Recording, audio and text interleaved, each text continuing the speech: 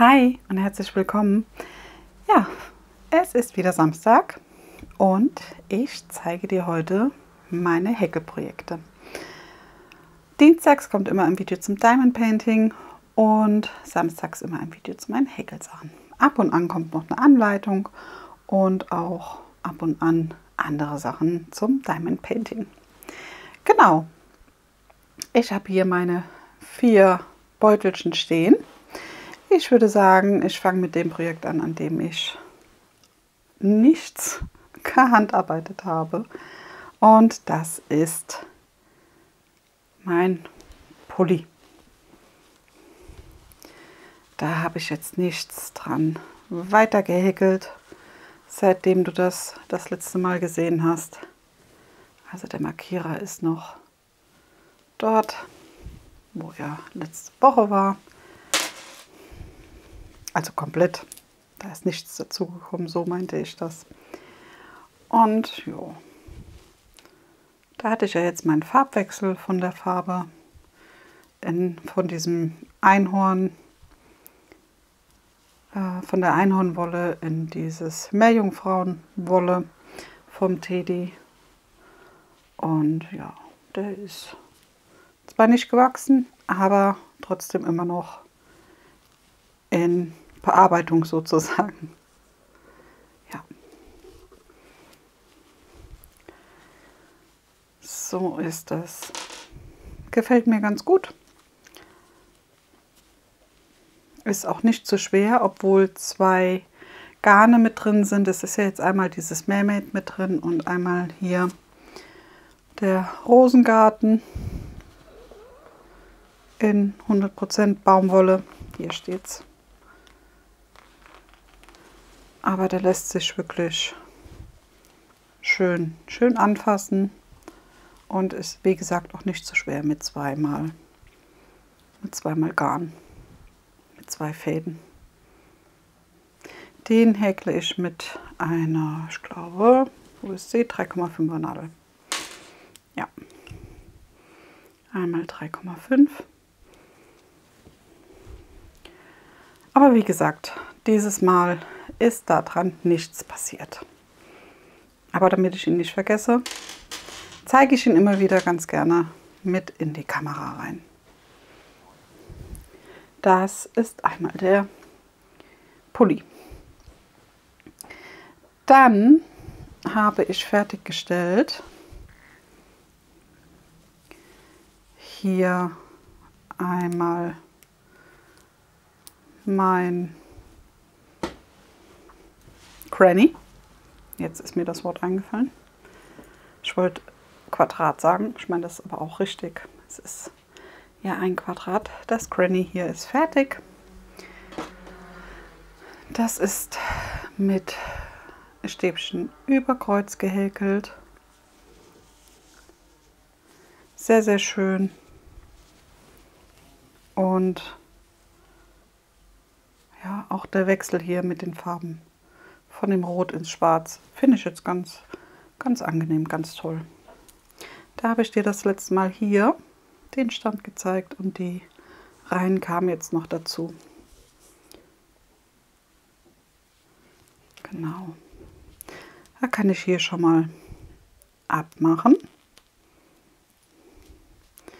weil dann kann ich den für was anderes verwenden. Ja, das ist jetzt das dritte Granny. Das habe ich gehäkelt mit einer 4er Nadel. Und ja, von den anderen beiden Quadraten Grannies ist die Anleitung schon draußen.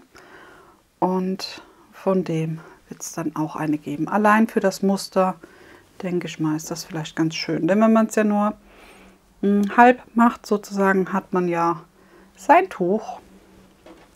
Und das ist ja dann auch nicht schlecht. Man muss ja kein Quadrat häkeln, man kann es ja auch in Tuchform häkeln. Und da läuft ja das Muster eigentlich genauso ab, nur dass man nachher an den Ecken halt wechselt, einmal wendet. Ja, das ist das dritte Granny. Ich hatte jetzt noch kein viertes angefangen, weil ich mir noch unschlüssig war mit der Wolle. Aber ich denke mal, es wird dieses Mal dann noch mal was Helleres. Mal schauen. Ja, dann ist hier in dem kleinen Beutel auch noch was drin. Da liegt auch meine 4er Nadel drin, die grüne. Kann man aber nicht mehr so gut lesen. Deswegen zeige ich dir die. Also das hier ist auch mit einer 4er Nadel gehäkelt. Das ist noch der Bappa von dem Garn. Das waren 400 Meter in vierfädig, 100 Gramm. Und das war das Tuch. Hier ist der Rest von meinem Faden mit einer schönen Giraffe. Die mache ich mir auch ab. Die kann man als Maschenmarkierer noch verwenden. Und den Faden vernähe ich dann. Ja, also hier ist das Tuch. Ich finde, das ist ganz schön geworden. Und auch mit den 400 Metern ist das nicht schlecht. Sozusagen, wenn man Halsschmerzen hat, um den Hals zu legen, finde ich, ist das eine super Größe. Wirklich schön. Und auch mit den Mustern. Ich habe ja erst das nur Stäbchen gehäkelt und dann das Muster gemacht. Hier. Und das ist auch super einfach, aber trotzdem finde ich sehr, sehr schön. Und zu dem Tuch hier würde ich dann auch eine kleine Anleitung machen. Also wie ich das gehäkelt habe. Das wurde sich ja, glaube ich, gewünscht. Und die kommt dann auch. Ich kann jetzt nur nicht versprechen, an welchem Tag. Also ich habe es jetzt erst fertiggestellt. Ich muss das Video ja noch machen. Also ich muss das Tuch ja dann nochmal häkeln. Aber da werde ich nur sozusagen so kleine Ausschnitte häkeln. Also den Start zum Beispiel. Und dann dir sagen, wie viel Reihen ich habe und dann noch das Muster mit drauf häkeln. Ja? Genau. Ja. Und das Tuch habe ich das letzte Mal hier gezeigt sozusagen und da kam hier das kleine Stück, kam noch einmal drauf. Hat auch genau gereicht, wie gesagt. Den Faden habe ich halt übrig. Fand ich ganz gut. Damit kann ich als Rest sehr gut leben. Ist nicht zu viel. Es reicht genau noch zum Vernähen. Und wenn dann noch ein kleiner Rest übrig bleibt, dann mache ich den halt weg. Ja. Ja, das Tuch ist für mich. Wie gesagt, wie ich so krank war, habe ich das vermisst. Also ich habe was vermisst, um den Hals zu machen. Und deswegen ist das Tuch hier entstanden. Ja. Das ist das. Und als letztes habe ich noch ein ganz klein wenig an meinem Hexagon gearbeitet. Da habe ich ein paar Reihen drauf gehäkelt. Ich glaube, es waren wieder nur 2. Aber trotzdem wollte ich es gerne zeigen. Das ist ja einmal hier Flowers Moonlight. Die Zusammensetzung sind 1000 Meter. Und ich glaube, dass das jetzt schon vom Arm her bei mir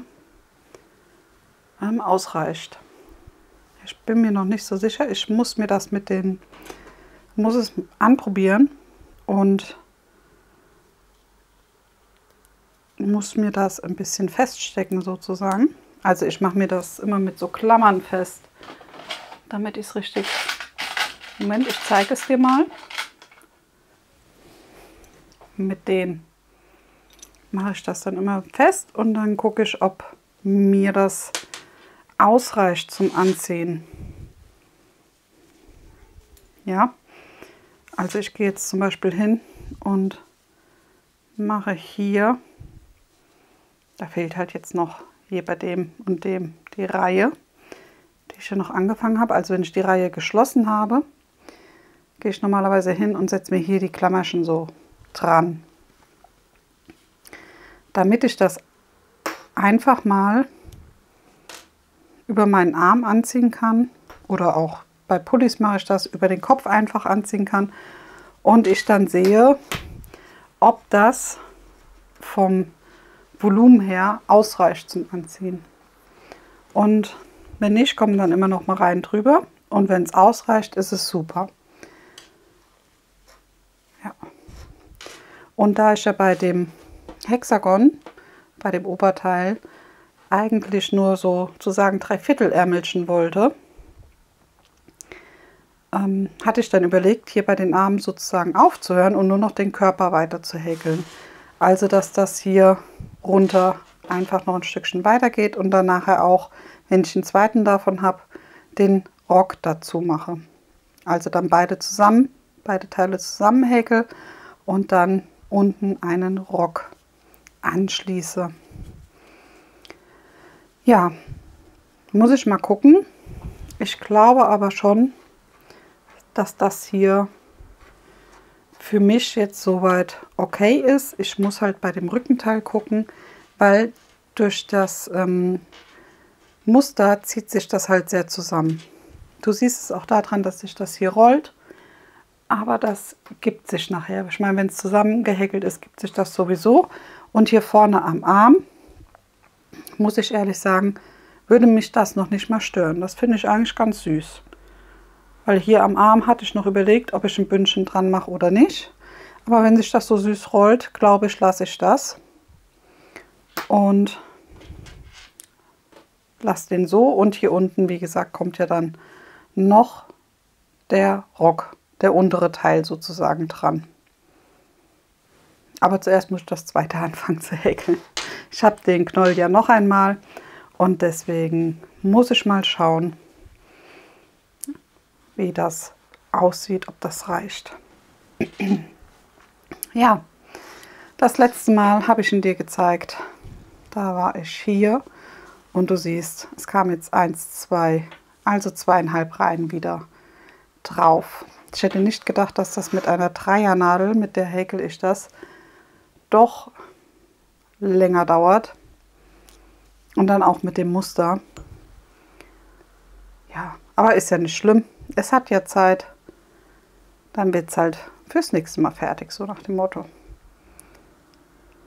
Was ja auch nicht schlimm ist. Ja, die Klammern lasse ich jetzt drin, damit ich, wie gesagt, das nachher mal kurz überziehen kann und schauen kann. Aber zuerst versetze ich mit dir noch den Maschenmarkierer. Ja, ich weiß auch nicht, die Woche war bei uns extrem schnell rum. Also die Zeit ist ja gerannt. Und jetzt haben wir schon morgen den 4. Advent. Ich weiß auch nicht, wo die Zeit hingeht. Es geht so ratzfatz, so schnell. Jetzt haben die Kinder gestern ihren letzten Schultag gehabt und sozusagen ihren ersten Ferientag heute. Zumindest empfinden sie das so, weil ich dann sage, naja, ist ja Wochenende, ihr habt ja am Wochenende keine Schule, aber das sehen sie ein wenig anders. Ja, aber es sei ihnen gegönnt, sie freuen sich sehr.